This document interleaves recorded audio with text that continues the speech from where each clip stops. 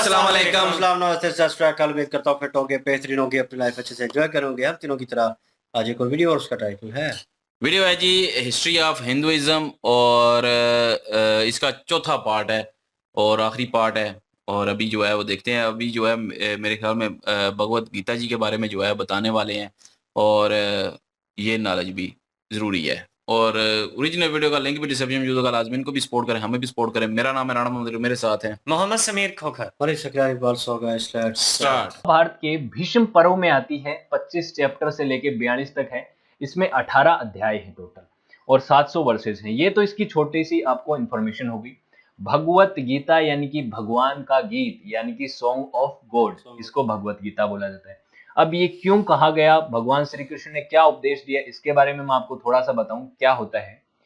जो सामने लड़ रहे होते हैं, देखो अर्जुन के सारथी होते हैं श्री कृष्ण। तो जो सामने युद्ध करने वाली कौरव सेना होती है, उसके जो सेनापति होते हैं, उसमें जो लड़ने वाले योद्धा हैं, वो सिर्फ सब के सब अर्जुन के पूर्वज होते हैं या उनके जो साथ के जो उनके भाई बंधु होते हैं। तो अर्जुन कहते हैं कि क्या मैं सिर्फ एक थ्रोन को जीतने के लिए, क्या मैं अपने पूर्वजों का, अपनी फैमिली को हत्या कर दूं, क्या ये सही होगा? मैं नहीं कर सकता। वो अपने हथियारों को त्यागने की कोशिश करते हैं। फिर भगवान श्री कृष्ण उनको एक पूरा गीता का पाठ पढ़ाते हैं कि क्या तुम्हारा कर्म है, क्या सिर्फ तुम ये लड़ाई एक थ्रोन के लिए नहीं कर रहे हो, तुम एक अधर्म के विरुद्ध लड़ाई लड़ रहे हो। और तुम उनको सारी चीजें बताते हैं, उनके जो भी डाउट होते हैं उनकी लाइफ में लेके कि भगवान क्या है, भगवान मोक्ष क्या है, कर्म क्या है, धर्म क्या है और पुरुषार्थ क्या है और मोक्ष को प्राप्ति के मार्ग क्या है। सारी चीजें जो हैं, जो हमने अभी तक पढ़ी हैं, वो सारी गीता के अंदर आपको मिल जाएंगी। और उनको सारी चीजें योग के बारे में भगवान श्री कृष्ण बताते हैं। और उसके बाद ये जो अर्जुन है, ये अपने वापस से अपने हथियारों को उठाते हैं, उस युद्ध अपने ही लोगों के खिलाफ युद्ध लड़ते हैं और अंत में धर्म की विजय होती है। और श्री कृष्ण जी इनको ये सारी चीजें समझाते हैं, वरना ये युद्ध होता ही नहीं। ठीक है, ये चीज थी भगवत गीता के बारे में। अब देखो ये सारी चीजें हो गई। अब मैंने बताया था आपको सोसाइटी का जो क्लासिफिकेशन है वो 4 भागों में हुआ है। वो था शुरू में, देखो जो आर्यन आए थे तो उसकी 2 एज मैंने पढ़ाई थी, अगर किसी ने एंशिएंट हिस्ट्री पढ़ी हो तो। उसमें अर्ली वैदिक एज आती है और एक पोस्ट वैदिक एज आती है, लेटर वैदिक एज आती है। उस अर्ली वैदिक एज के अंदर सोसाइटी का क्लासिफिकेशन हुआ था 4 भागों में, ब्राह्मण, क्षत्रिय, वैश्य और शूद्र। ये 4 भागों के चारों के अलग अलग काम डिसाइडेड थे। ब्राह्मणों का काम क्या था, उनको सैक्रिफाइस करने हैं, रिचुअल्स को फॉलो करना है, महामंत्री बनना है, राजा को राय देनी है, पढ़ाना है, प्रीस्ट बनना है, ये सारी चीजें ब्राह्मणों की होती थी। क्षत्रिय क्लास की क्या होती थी, क्षत्रिय वो होते थे जो वॉरियर क्लास थी, जो कि रूलिंग क्लास होती थी, साथ ही साथ वो अपनी जनता को प्रोटेक्ट करते थे। ये काम होता था क्षत्रिय का। फिर है वैश्य। वैश्य वो आते थे जो मेजर एग्रीकल्चरिस्ट होते थे, कैटल बियरर होते थे, जो आर्ट फील्ड से आते थे या फिर जो व्यापार करते थे, ये सब वैश्य में आते थे। और अंतिम जो आती थी वो थी शूद्र, जिनके पास किसी तरीके की कोई कला नहीं थी, जो बिल्कुल ही क्या बोलते हैं लोवेस्ट सोसाइटी की हायरार्की में आते थे। और ये लोग क्या थे, इनके पास किसी तरह का कोई ज्ञान ना होने की वजह से ये एक तरीके से दास थे, एक तरह के दास थे और ये लेबर क्लास में आया करते थे। लेकिन जब अर्ली वैदिक पेज की बात करते हैं तो उस समय ये हायरार्की से नहीं था। ऐसा नहीं था कि ब्राह्मण का बेटा ब्राह्मण ही बनेगा, क्षत्रिय का बेटा क्षत्रिय बनेगा, ऐसा नहीं था। ये सबका सब कर्म के हिसाब से था। जो जिस योग्य होगा वो बन सकता है। अगर कोई क्षत्रिय योग्य है तो वो क्षत्रिय रहेगा, वरना वो शूद्र भी बन सकता है। अगर कोई शूद्र बहुत योग्य है तो वो क्षत्रिय भी बन सकता है, वो वॉरियर भी बन सकता है। लेकिन पोस्ट वैदिकली यानी कि लेटर वैदिक पीरियड आते आते ये जो पावर है ये कैप्चर कर ली ब्राह्मण और क्षत्रिय वर्ग ने, क्योंकि इनके पास पहले से ही पूर्वजों की दी हुई सत्ता थी, पूर्वजों की दी हुई ये इतना इनके पास क्या था, पावर थी। तो इन्होंने नीचे वाली क्लास को ये आने ही नहीं दिया ऊपर। इसी की वजह से क्या होता है, पतन भी होता है धर्म का, कुछ सालों तक, बहुत सालों तक होता है। आज भी देखो ये हायरार्की ही बनी हुई है। आज जो कास्ट सिस्टम है वो जन्मजात हो चुका है। तो ये लेटर वैदिक एज का काम था। और वहीं से आपको पता है बुद्धिज्म और जैनिज्म जैसे 2 बड़े धर्म बने, क्योंकि ये जो सनातन धर्म है इसमें कुछ प्रॉब्लम्स आ गई थी और इस तरीके की जो इक्वालिटी को फॉलो ना करना, इनकी वजह से कुछ नए धर्मों का उदय भी होता है। ठीक है, तो इस तरीके से ये नए सोसाइटी को क्लासिफाइड करते थे, क्लासिफिकेशन करते थे। उसके अलावा जीवन के चक्कर को ये 4 भागों में बांटते थे, 4 आश्रम में बांट देते थे। उसमें था सबसे पहले ब्रह्मचार्य, फिर है गृहस्थ आश्रम, फिर वानप्रस्थ और संन्यास आश्रम। तो ये चारों आश्रम, ये क्या था, जीवन पैदाइश से लेके 25 वर्ष की आयु तक यानी कि ब्रह्मचारी आश्रम यानी कि स्टूडेंट लाइफ। फिर 25 से लेके 50 की आयु तक आपको जीनी थी गृहस्थ आश्रम यानी कि हाउस होल्डर, अपने परिवार से शादी करो, बच्चे करो, उनको वानप्रस्थ इसमें भेजो, ब्रह्मचारी आश्रम में भेजो, उनकी पढ़ाई लिखाई करो, अपना जीवन जियो, मतलब ठीक है, ये था। उसके बाद है वानप्रस्थ आश्रम। इसमें क्या है, एक तरीके से ये पार्शियली रिटायरमेंट था, वन में चले जाओ, वहां पे अपना जीवन जियो और मतलब फुलफिलमेंट के साथ जीवन जियो, इस तरीके से नहीं, भौतिक सुख सुविधाओं से थोड़ा अपने आप को डिस्टेंट कर लो, ये चीज थी। फिर है संन्यास आश्रम, और ये था पूरी तरीके से फुल कंप्लीट रिटायरमेंट, असेंटिक लाइफ थी। इसमें एक तरीके से आप एक तरह से साधु बन जाओ, मॉन्क बन जाओ और भगवान की शरण में चल जाओ, भक्ति योग में विलीन हो जाओ, और उसके बाद आपको मोक्ष की प्राप्ति की संभावना बढ़ जाती थी। ठीक है, ये 4 आश्रम हुआ करते थे। उसके बाद आती है बात डाइटीज, जो हिंदू धर्म के जो भगवान हैं उनके बारे में बात करते हैं। देखो, मोनोथिज्म तो नहीं है, आपको सबको पता है कि भगवान एक भगवान की पूजा नहीं होती हिंदू धर्म में, बहुत सारे भगवान हैं। कई कई आपको ऐसी थ्योरी मिल जाएंगी कि 33 करोड़ देवता हैं, उसके बारे में भी हम आगे पढ़ेंगे। सबसे इंपॉर्टेंट है त्रिमूर्ति, 3 देवों के बारे में आपको पता है, ब्रह्मा, विष्णु और महेश। तो ब्रह्मा जी हैं, उनका काम है क्रिएशन, वो क्रिएटर हैं, इस यूनिवर्स के क्रिएटर हैं ब्रह्मा जी। फिर दूसरे हैं विष्णु, जो क्या करते हैं, प्रिजर्वर हैं, इस यूनिवर्स की रक्षक हैं एक तरीके से। तो जब भी किसी भी तरीके की क्षति होती है, यूनिवर्स को किसी भी तरह का नुकसान होता है धर्म को, तो वो जन्म लेते हैं, आपको पता है, और वो क्या करते हैं, फिर से धर्म की स्थापना करते हैं। उसके बाद है शिव, जो कि आपको पता है डिस्ट्रॉयर का है एक तरीके से। और डिस्ट्रॉयर का क्या भूमिका है, अगर किसी भी चीज का डिस्ट्रॉय नहीं होगा, डिस्ट्रक्शन नहीं होगा, तो उसको रिक्रिएट कैसे करेंगे, तो इसलिए शिव का भी एक इंपॉर्टेंट रोल है। ठीक है, तो ये शिव जी का रोल है, और ये विष्णु का है, और ये क्या क्रिएशन किसका है, ब्रह्मा जी का काम है। ठीक है, ये तीनों चीजें हैं। और इसमें एक आपको पता है शिव जी की और विष्णु जी की तो पूजा होती है, ब्रह्मा जी की पूजा नहीं होती है। ब्रह्मा जी के बहुत, एक मंदिर है, 2 मंदिर हैं, एक आपको पता है पुष्कर में मंदिर है। ब्रह्मा जी की पूजा न होने का पीछे भी एक कारण है। एक बार क्या हुआ था, छोटी सी मैं कहानी है, 1 मिनट में बता देता हूँ, कि ब्रह्मा जी और विष्णु जी के बीच में एक बार विवाद हो गया कि उन दोनों में ग्रेट कौन है। ये शिव पुराण की बात बता रहा हूँ, शिव पुराण में ऐसा लिखा हुआ है। तो शिव जी इनकी परीक्षा लेते हैं और एक अग्नि कुंड बना देते हैं, बोलते हैं इसका छोर ढूंढ के आओ, इसका अंत सिरा ढूंढ के आओ। तो भगवान विष्णु मना जाते हैं और उनको सिरा नहीं मिलता, और वो ऑनेस्टली बोल देते हैं कि मुझे सिरा नहीं मिला। लेकिन ब्रह्मा जी झूठ बोल जाते हैं और कहते हैं कि मैंने इसका अंत, इसका छोर ढूंढ लिया है। फिर शिव जी उनको श्राप दे देते हैं कि आपने झूठ बोला, ऐसा कुछ भी नहीं है, और आपकी कभी पूजा नहीं करी जाएगी। इसके बाद ब्रह्मा जी की पूजा नहीं की जाती है, सिर्फ उनका मंत्रों में जाप किया जाता है किसी भी तरह का हवन कुंड के समय। ठीक है, अब क्या है, 33 करोड़ जो देवताओं का जो कॉन्सेप्ट है वो एक्चुअली में क्या है। 33 करोड़ जो देवताओं का है, ये आपको अलग अलग जगह अलग अलग मिलेगा। कहीं तो आपको मिलेगा कि 33 करोड़ देवता ही हैं, और कहीं आपको ऐसा मिलेगा कि ये जो 33 करोड़ वाली चीज है, इसको मिस इंटरप्रिएट कर लिया गया। ऐसा कुछ भी नहीं हुआ। एक्चुअल में त्रिशत्रमति कोटि ये लिखा हुआ था संस्कृत में, और कोटि का जो मतलब है वो 2 होते हैं संस्कृत में, एक तो होता है सुप्रीम और दूसरा होता है करोड़। तो ये कहना है कुछ लोगों का कि अथर्ववेद और यजुर्वेद में ये जो चीज लिखी हुई है कोटि, इसका मतलब है 33 सुप्रीम गॉड, न कि 33 करोड़ गॉड। ठीक है, ये 33 कौन कौन है, 12 आदित्य हैं, 8 वासु हैं, 11 रुद्र हैं, ये बहुत सारे देवता हैं। और इनमें भी इंद्र को क्या माना जाता है, देवताओं का राजा माना जाता है, और प्रजापति यानी कि खुद ब्रह्मा जी, जिनको क्रिएटर माना जाता है इस पूरी क्या बोलते हैं यूनिवर्स का। ठीक है, तो ये कॉन्सेप्ट है 33 करोड़ गॉड्स का।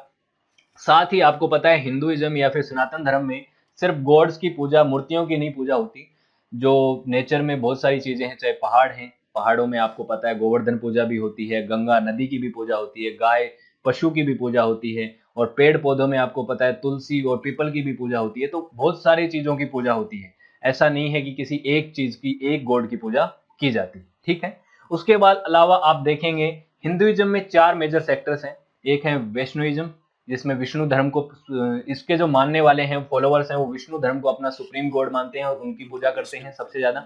उसके अलावा बाकी धर्म लोगों को, बाकी गॉड्स को भी मानते हैं, ऐसा नहीं कि नहीं मानते, लेकिन विष्णु उनका जो प्रोमिनेंट गॉड है वो माने जाते हैं।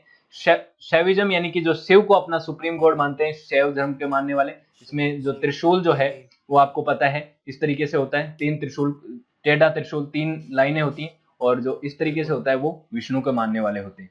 फिर है शक्तिजम, यानी कि देवी को मानने वाले हैं वो शक्तिजम मानते हैं। आपको पता है दुर्गा 9 स्वरूप हैं देवी के, उनको मानने वाले क्या है, शक्तिजम माने जाते हैं। फिर आखिरी है स्मार्टिज्म, जो सभी डाइटीज को इक्वली देखते हैं, किसी एक को अपना सुप्रीम गॉड नहीं मानते, अपना लोक देवता भले ही अपना मान लेते हैं, अपना एक किसी की पूजा कर लेते हैं, लेकिन वो सबको इक्वली देखते हैं, अलग अलग समय पे अलग अलग त्योहारों पे सबको पूजते हैं। ठीक है, तो ये था इनका क्लासिफिकेशन चारों गॉड्स का।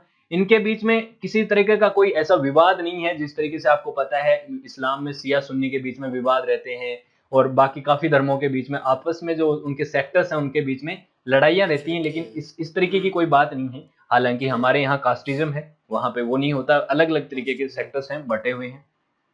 अब क्या है, आज के समय हिंदुइज्म कहाँ कितना है, दुनिया भर में लगभग 15% पॉपुलेशन हिंदुइज्म को फॉलो करती है, जो कि 1.1 बिलियन के बराबर है, 15% पॉपुलेशन। और ये 4th नंबर पे आता है, आपको पता है सबसे पहले सबसे ज्यादा लोग क्रिश्चियनिटी को फॉलो करते हैं, दूसरे नंबर पे इस्लाम को फॉलो करते हैं, तीसरे नंबर पे वो लोग हैं जो कि किसी भी धर्म को नहीं फॉलो करते हैं, सेक्युलर खुद को बोलते हैं, और किसी भी तरह के एथिस्ट भी हैं जो धर्म को मानते ही नहीं है, भगवान में मानते ही नहीं है, वो लोग हैं। और 4th पे हिंदुइज्म है। इसमें भी 1.1 बिलियन में भी 1 बिलियन के आसपास तो भारत में ही रहते हैं। ठीक है, और दुनिया में 2 ऐसे देश हैं, एक है नेपाल जहां पे 81.3% जनता हिंदू है, और दूसरा है इंडिया जहां पे लगभग 80% पॉपुलेशन हिंदू है।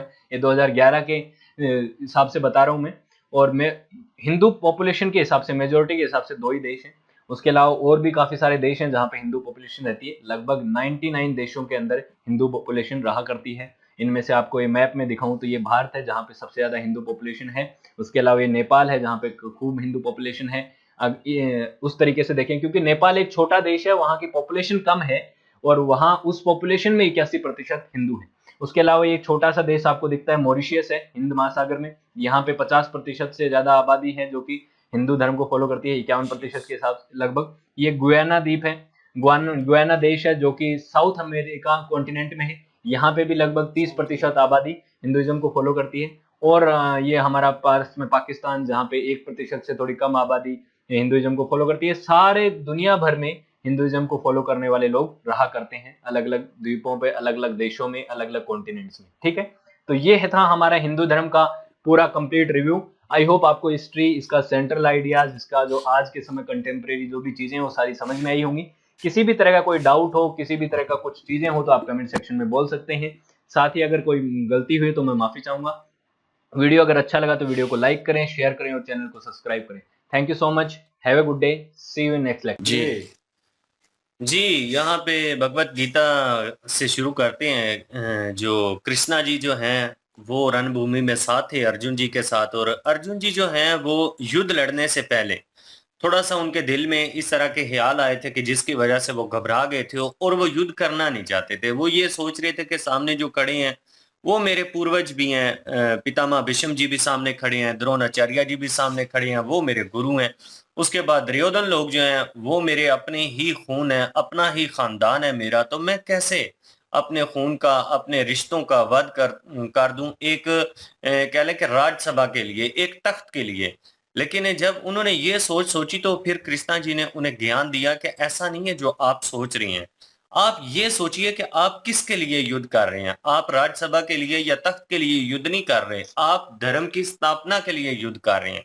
ये जितने भी लोग आपको सामने नजर आ रहे हैं, इनको रिश्तों में ना देखिए, इनको ये देखिए कि ये अधर्मी लोग आपके सामने खड़े हैं और अधर्म कर रहे हैं। अगर आप इनका वध नहीं करेंगे तो मैं खुद भी इनका वध कर सकता हूं, क्योंकि ये अधर्मी लोग हैं, ये जुल्म और सितम का साथ देने वाले लोग हैं। और दुर्योधन जो है ये एक ऐसा एक समझ लें कि कबीला है कौरवों का, जो कि आने वाले टाइम में जो आम प्रजा है उनको बहुत ज्यादा नुकसान पहुंचाएंगे, ये उनके साथ ज्यादती करेंगे, उनके साथ जुल्म करेंगे।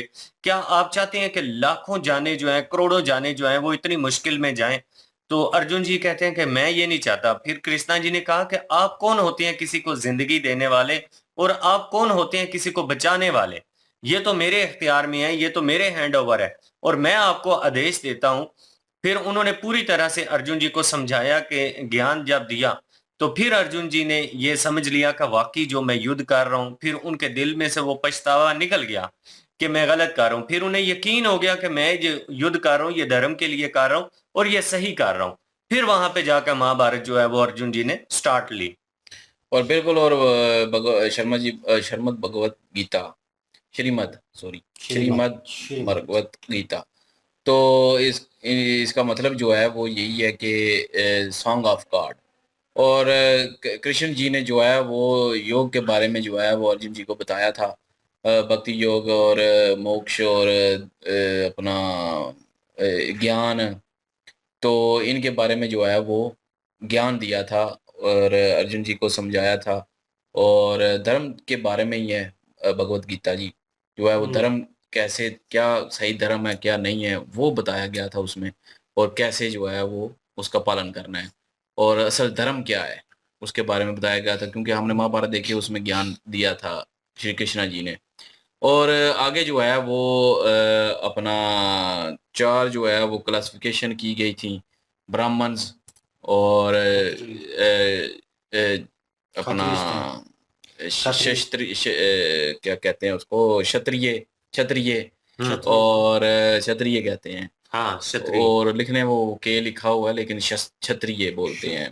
हाँ, तो उसके बाद जो है वो तीसरे जो हैं वो अपना वैश्य ये व्यास के थ्रू थे ना मतलब। तीसरी जो क्लासिफिकेशन थी वो वैश्य है ना। वैश्य और थे, चौथी शूद्र है, जो है शूद्र। शूद्र थे। हाँ, वो उन्होंने बताया। और ये वाकई ये हमने वैसे पहले सुना भी हुआ है। और क्योंकि वो क्लासिफिकेशन है, उस कैटेगरी में कौन कौन फॉल करता है। ब्राह्मण जो है वो गुरु का काम करते हैं, वो सिखाते हैं रूल कैसे करना है, स्टूडेंट को पढ़ाते हैं, उनको तालीम देते हैं, शिक्षा देते हैं, लड़ने की ट्रेनिंग देते हैं। तो जो क्षत्रिय थे वो उनका काम था रूलर, एज अ रूलर, हाँ, रूल राज करना, करना, स्कोटी बिल्कुल। करना, सारा कुछ उनके हाथ में था। जो दूसरे थे अपना वैश्य, उनका काम था कि जो अपना ये जो खेती बाड़ी खेती बाड़ी, बढ़ई हो गया, सारी ये चीजें, ये लकड़ का काम हो गया, लोहे का, मतलब ये सारे उसमें हुनरमंदी आते थे, हुनरमंदी जिसको भी जिसमें। हम्म, तो जो एक शूद्र थे जिनको कोई काम नहीं था, वो लेबर थे, वो सबसे निचली जो है क्लासिफिकेशन थी। लेकिन इन्होंने एक चीज क्लियर की कि उस वक्त ये नहीं था, ये 4 क्लासिफिकेशन बनाने का मतलब नहीं, ये नहीं था कि वो जिसमें है मतलब उसी डन हो गया। डन हो गया है। वो अगर अगर ब्राह्मण है तो वो शूद्र भी हो सकता है, शूद्र ब्राह्मण भी बन सकता है, अपनी काबिलियत के तो बलबूते पर। क्षत्रिय भी बन सकता है, इस रहा। लेकिन बाद में जो है वो जब ब्राह्मण और क्षत्रिय जो है वो उन्होंने रूल शुरू किया, और उनके जो आगे आने वाले थे उन्होंने वो फिक्स कर लिया। और उस वक्त जो है वो ये एक जात पात का सिलसिला शुरू हो गया। और उसमें से जैनिज्म और जो है बुद्धिज्म, वो मजहब भी निकले, क्योंकि वो वैल्यू नहीं दी जाती थी, इक्वल वैल्यू नहीं दी जा रही थी। तो जिसकी वजह से बुद्धिज्म और जो जैनिज्म है वो वजूद में आए। तो वो ये इन्होंने जो है वो क्लियर किया क्लासिफिकेशन में कि ये 4 जो है क्लासिफिकेशन थी। उस वक्त ये जात पात नहीं था, लेकिन बाद में लोगों ने खुद से बना लिया। ये बिल्कुल। वाकई ये काफी दफा जो है हमने ये महाभारत करते हुए कमेंट में भी देखा था, पढ़ा हाँ, था। ऐसा ही है, ऐसा ही है। कर्ण के बारे में हुसूसी तौर पे बताया जाता था कि बिल्कुल। शूद्र पुत्र जो होते हैं ये कोई छोटी जाति नहीं है, ये एक कबीला ही है, और इसको छोटी जाति आप लोग मत समझिएगा। और अगर सनातन धर्म की बात करें तो खूबसूरत बात ये हमें लगी कि शुरुआत की अगर बात करें तो सनातन धर्म में जात पात वाला या किसी को डिग्रेड करने वाला, किसी को ऊंच नीच वाला कोई भी कहीं पर भी कॉन्सेप्ट नहीं है। सनातन धर्म में एक काबिलियत की वैल्यू है। जो जिस भी कबीले से ताल्लुक रखता हो, अगर उसमें काबिलियत आ जाती है तो वो अपना जो भी कैटेगरी है उस कैटेगरी को अपनी काबिलियत के बलबूते पर चेंज कर सकता है। बिल्कुल। और ब्रह्मा जी के बारे में बताया गया कि उन्होंने क्रिएशन की, कृष्णा जी जो विष्णु जी हैं हाँ, वो जो है वो प्रिजर्व करते हैं उस यूनिवर्स को और चलाते हैं। सिक्योर और करते हैं। जहां जो पे भी उन्हें लगता है कि अधर्म होने लगा है वहां तो पे फिर वो वो खुद आते अवतार हैं। लेते हैं और अधर्मियों का विनाश एक करते हैं। शिवा जी हैं, वो डिस्ट्रॉय करते हैं हाँ। रिक्रिएशन करने के लिए। तो तीनों जो भगवान हैं उनका जो है वो क्या क्या रोल है वो इन्होंने बताया। लेकिन काफी सारी जगह पे वो कह रहे थे कि 33 करोड़ देवी देवताएं हैं और गॉड हैं 33 करोड़, लेकिन उन्होंने क्लियर किया 33 करोड़ नहीं 33 हैं। हम्म, वो जो लफ्ज लिखा हुआ था उसका उन्होंने मतलब बताया कि 33 का जो है वो अर्थ लिया गया है, जिसमें जो है वो सारे देवता भी आते हैं, जिनमें जो है इंद्र जी का जो है हमने काफी दफा सुना हुआ भी है। इंद्र जी हैं, अग्नि देवता हैं, अपना उसके अलावा सूरज के देवता हैं, सूर्य देवता हैं, और इस तरह बाकी देवता भी हैं, देवियां भी हैं। तो उनके बारे में भी हमने सुना हुआ है काफी दफा। तो लेकिन सबका तो नहीं पता, लेकिन काफी सारे जो है बीच बीच में वो आप लोगों को ज्यादा पता होगा। और उसके बाद जो है उन्होंने जो अपना बताया कि अब कौन कौन किस भगवान को मानता है और उस कैटेगरी में फॉल करता है। जैसे कि विष्णु जी को मानने वाले जो हैं वो विष्णु जी के मानने वाले उन्होंने कोई नाम बताए थे, अभी जेहन में नहीं है, मैं गलत प्रोनाउंस ना कर दूं हाँ, इसलिए जो विष्णु है जी को याद कर मानने रहा वाले जो है वो वैष्णव है। हूं। वैष्णव वैष्णव। और वैष्णव शिव जी को मानने वाले शैवनिज्म, हाँ, और जो दूसरे थे अपना शक्तिइज्म। और देवी शैवनिज्म, शक्तिइज्म भी शक्तिइज्म है। जो था वो देवी को देवी मानने जी वाले को थे, हाँ, और एक थे स्मार्टिज्म जो हाँ, कि जो सबको सबको मानते मानते हैं। हैं, बिल्कुल। तो ये चीज है, लेकिन ये है कि वो आपस में इख्तिलाफ नहीं रखते, आपस में बैर नहीं रखते। ये अगर किसी को मानते हैं तो दूसरे की इज्जत करते हैं, तो फिरका ये वार चीज में है, नहीं। वो उस तरह लड़ते नहीं है। तो ये चीज उन्होंने जो है वो ये क्लियर की है इसमें। बिल्कुल। और कुछ साइन ऐसे होते थे जैसे हमें लगता था कि ब्राह्मण है। अक्सर देखते थे 3 लाइन उन्होंने जो लास्ट में शो किया उसमें उन्होंने बताया कि जहाँ पे फिरके की बात हो रही थी और वहाँ पे उन्होंने त्रिशूल का जिक्र किया और 3 लाइनों का उन्होंने जिक्र किया। अक्सर हम जो देखते हैं कि मार्क्स होते हैं 3 किस्म की स्ट्रेट लाइंस होती हैं माथे के ऊपर, तो हमें लगता था कहीं ना कहीं वो ब्राह्मण से रिलेटेड जो है वो है, लेकिन ये है कि वो अलग है उनसे। और वो उनका भी जिक्र हुआ, त्रिशूल का जिक्र हुआ, देवी जी का। और ये पूजने वाली बात है। हमें तो कॉन्सेप्ट दूर से देखकर यही लगता है कि सनातन धर्म में कि यार वो इन ईज वे आज़ाद हैं कि किसी को भी पूछ सकते हैं और अपने हिसाब से वो उनमें से चुनते हैं जिनको उन्होंने पूजना है, जिनकी इबादत करनी है। वो अपनी मर्ज़ी से सिलेक्ट कर सकते हैं। तो सिलेक्टिव भी हैं, ये भी पता चला, और आज़ाद भी हैं। और कुछ लोग तो बीच में हैं जो इन सब चीज़ों को एक्सेप्ट करते हैं। सब कोई, वो सब कोई पूजते हैं, सबकी पूजा करते हैं और सबको उतना जो है वो रिस्पेक्ट।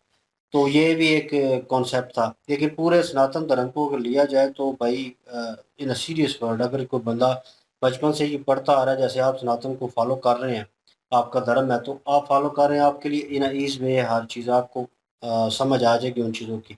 हमें ऊपर ऊपर से माइनर सा आइडिया है कि कौन से भगवान और क्या उनका किरदार था और किस तरह वो चल रहे थे, ठीक है। और क्या लोगों ने इम्पैक्ट लिया, कौन लोग हैं उनको फॉलो करते हैं, कौन है जो नहीं फॉलो करते। ये धर्म का एक कह लें कि सरसरी आइडिया था हमारे लिए। और यही वीडियो अच्छी थी और इन्फॉर्मेशन और वाली भी थी ब्रह्मा जी हमारे की लिए। बताई थी कि उनको कोई जो है वो पूजा नहीं जाता, और क्यों नहीं पूजा, तो वो उन्होंने स्टोरी सुनाई कि शिव जी ने उनको श्राप दिया हुआ है, वो पूरा और उन्होंने गलत इसलिए बयानी उनको झूठ जो है बोला। वो इसलिए जो है वो उनको पूजा नहीं जाता। ये भी बिल्कुल। इन्होंने क्लियर किया इसमें। छोटी छोटी चीज़ें आप जब रिलेटेड होंगे, जानना चाहेंगे, पढ़ना चाहेंगे, तो उसके बाद ही आपको पता चलेगा। ये हमारे लिए तो सरसरी आइडिया था अभी स्टार्टिंग से। तो ये भी अच्छी चीज़ है कि स्टूडेंट्स जो हैं अब जिनके लिए काफी सारी ज़रूरी जो है। है हमें जानकारी मिल चुकी है, अगर कहीं पे बिल्कुल। जिक्र होगा तो हमें पता भी चल जाएगा। हुँ। अब बिल्कुल। काफी सारा जो है वो यकीन करें नॉलेज जो है, ये नहीं कह सकते कि उसमें क्या लिखा हुआ है बुक्स में, वो हमें नहीं पता, लेकिन ये है कि ये बुक है और ऐसे ऐसे कैटेगरी में फॉल करते हैं, और ये जो है वो इनमें क्लासिफिकेशन है, और मेन गॉड कितने हैं वो पता चल गया, आगे देवी देवता हैं। तो ये सारी चीज़ें जो है वो थोड़ी बहुत समझ आ चुकी है। विष्णु जी, ब्रह्मा जी और विष्णु जी, इनके बारे में पता चल गया कि उनके क्या-क्या काम है। वो अपना डिस्ट्रॉय करते हैं, एक क्रिएशन क्रिएशन करते हैं, एक जो है वो सँभालते हैं उस यूनिवर्स को। तो ये सारा कुछ पता चला। बिल्कुल। बिल्कुल जी। और ज़बरदस्त वीडियो थी। और जिन्होंने रिक्वेस्ट की, again thank you so much. और कोई वीडियो रिकमेंड हुई और इनसे रिलेटेड या इससे रिलेटेड या और कुछ करना चाहते हैं तो कमेंट सेक्शन भाई ओपन है आपके लिए, और वहाँ पे आप लिंक जो है सेंड कर सकते हैं, नहीं तो नाम मेंशन कर सकते हैं। तो अली भाई जो हैं उसको देख कर निकाल लेंगे और आपकी रिक्वेस्ट ज़रूर पूरी होगी। बिल्कुल। और अब वीडियो अभी देखने तक थैंक यू सो मच, और प्लीज़ लाइक शेयर सब्सक्राइब कर दें। इंशाल्लाह मिलते हैं नेक्स्ट वीडियो में। अपना ख्याल रखिएगा, तो हम याद रखिएगा। तब तक के लिए अल्लाह अल्लाह हाफिज़, हाफ़िज़, पीस। पीस।